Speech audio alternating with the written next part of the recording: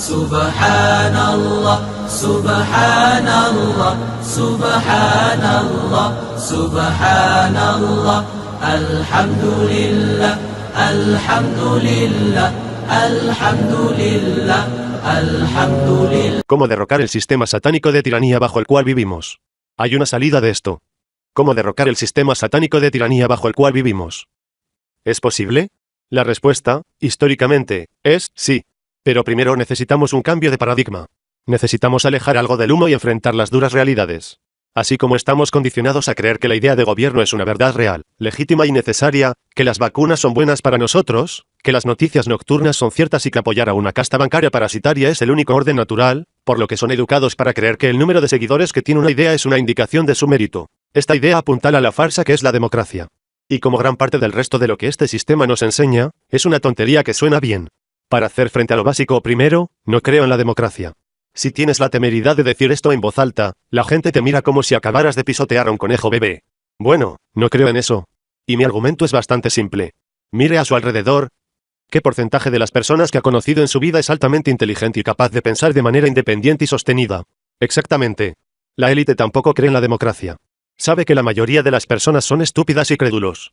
Lo sabe porque ha invertido enormes recursos que les proporcionamos, para garantizar que resulte de esta manera.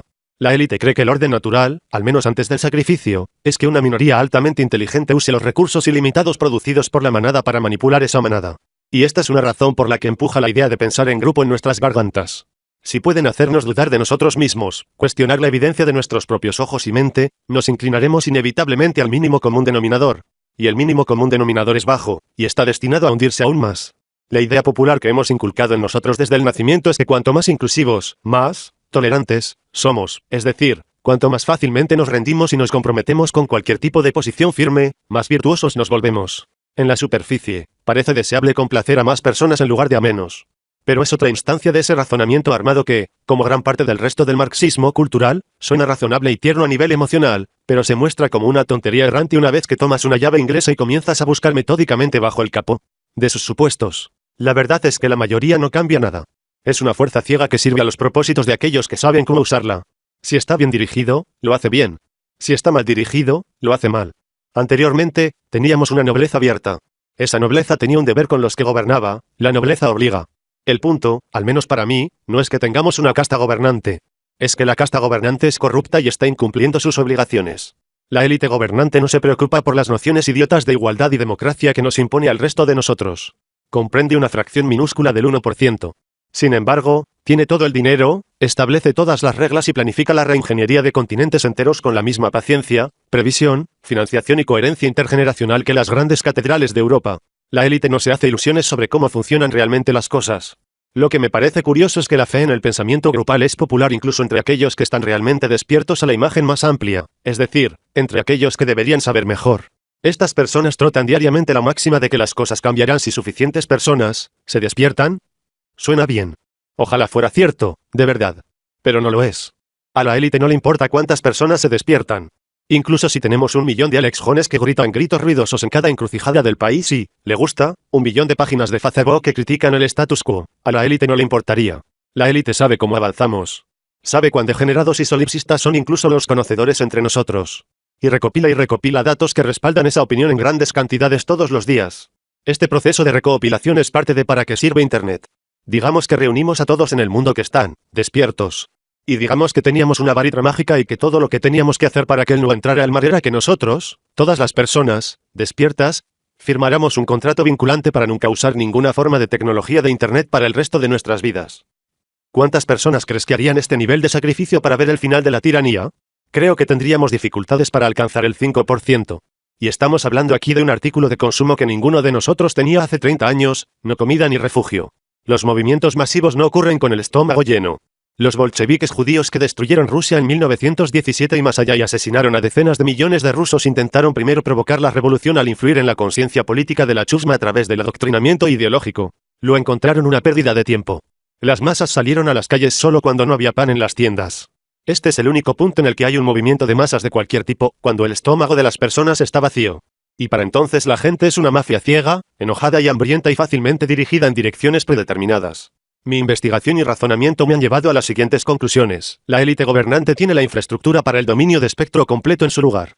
En esta etapa del programa, se trata principalmente de recopilar datos sobre quién podría ser problemático y quién no. Está desplegando el puño de hierro debajo del guante de terciopelo por etapas.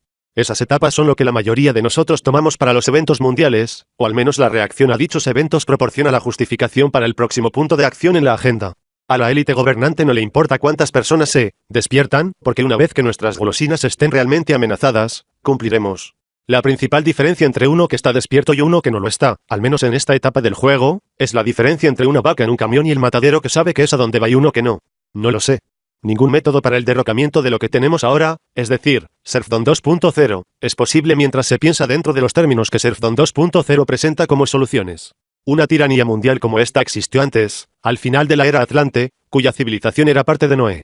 Por lo tanto, tendría sentido considerar lo que hizo que derrotó a ese sistema. No a un hombre muy impopular sin me gusta, en Facebook, trabajar en obediencia a Dios puso fin a ese sistema evocando lo que yo llamo el protocolo de Dios. Este método logró derrotar a la tiranía mundial, ergo deberíamos usar ese método.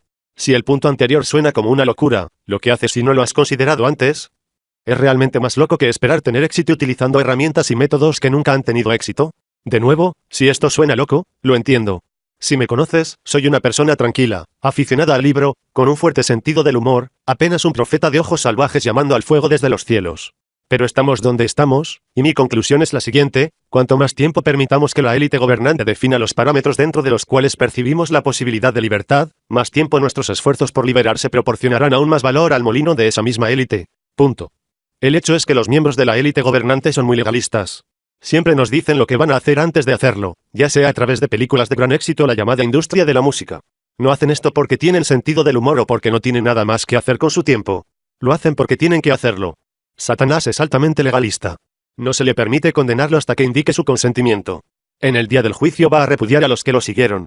Y es por eso que el sistema satánico en el que vivimos se asegura de que sepas lo que está haciendo. Claro, quiere tu dinero y tu salud y tu tiempo y tu atención. Pero esos son solo entremeses. Lo que realmente busca es el plato principal, tu alma. Y para conseguirlo, debes ser cómplice. Pero este hecho proporciona una pista sobre cómo derrotar ese sistema, porque también es legalista por otra razón, y es esta: Dios es legalista. Si te has preguntado cómo Dios no destruyó ciertos sistemas y regímenes malvados, la respuesta es que esos sistemas y regímenes malvados no recibieron la debida advertencia. No fueron avisados.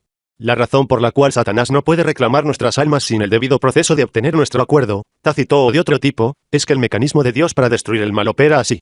Es una cuestión de debido proceso. En la actualidad, ¿tenemos a los cristianos casados? ¿Con una religión que suena bien basada en gran parte en Pablo, y los musulmanes casados? ¿Con una religión que suena bien basada en gran parte en Bukhari et al? Entre ambos grupos hay un subconjunto que evangeliza de manera vocal, activa y entusiasta dichas religiones que sus fundadores nominales no reconocerían. Nadie está haciendo el trabajo que Dios le pide a los creyentes que hagan, lo cual es simple y no tiene correlación uno a uno con ninguna religión en particular. Es esto, para creer solo en Dios y en el día del juicio arrepentirse del pecado y hacer buenas obras. Aconsejar a otros que hagan lo mismo y advertir a quienes rechazan los juicios de Dios. Este es el protocolo de Dios. Y no requiere sacerdocio ni títulos avanzados en teología. Es lo que hizo Noé en la Atlántida. Es lo que Lot hizo en Sodoma, Moisés en Egipto y Jesús en Jerusalén. Algunos fueron atendidos, como Jonás y Mahoma. La mayoría no lo fueron. Si tomamos en serio las escrituras de Dios y creemos en sus profetas, sostengo que tenemos el deber de seguir sus pasos, no perdernos en las religiones hechas por el hombre. Repito, lo que he esbozado anteriormente es el modus operandi de los profetas de Dios. Y según mi investigación, es la única forma de superar el actual sistema mundial de tiranía. Es la solución prevista en Daniel capítulo 2 y por Jesús en Mateo 24:14. Si esto no suena como la revolución que esperabas, lo entiendo. Tampoco es lo que esperaba. Pero si buscamos la verdad, no deberíamos quejarnos si la encontramos. En resumen, la perspectiva del Corán sobre esta pregunta es la siguiente: la mayoría siempre está equivocada. Satanás rechazará a los que lo siguen en el día del juicio. El profeta, en este caso Muhammad, advierte a los creyentes y los creyentes deben advertir a los demás. Dios no destruye a un pueblo hasta que haya sido advertido. Versos del Corán sobre este tema: y si obedeces a la mayoría de los que están en la tierra, te llevarán lejos del camino de Dios. Siguen solo suposiciones. Y solo dicen mentiras. 116. Como el ejemplo del Shayyam cuando le dice al hombre que debe negar, luego, cuando lo niega, le dice: soy inocente de ti, temo a Dios, el Señor de toda la humanidad. Así que el resultado final para ellos es que están en el fuego. Permanecen eternamente allí. Y esa es la recompensa de los malhechores. 59, 16-17. Y así te convertimos en una comunidad intermediaria, para que puedas ser testigo de la humanidad y que el mensajero pueda ser un testigo para ti. 2. 143. Y cuando tenemos la intención de destruir una ciudad, ordenamos a sus opulentas, pero allí son absolutamente pérfidas, por lo que la palabra se vuelve vinculante y la aniquilamos por completo. 17-16.